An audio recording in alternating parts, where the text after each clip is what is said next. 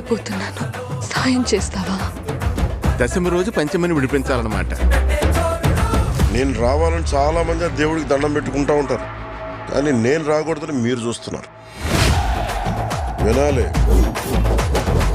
వీరములు చెప్పింది వినాలి.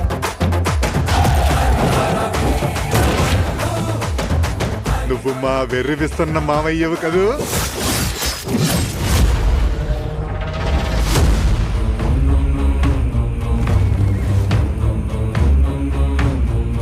హిందూ దేశం మీద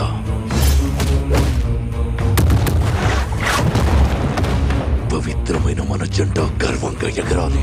ప్రకృతికి ఇంకో ధర్మం ఉంది ఔరంగజేబ్.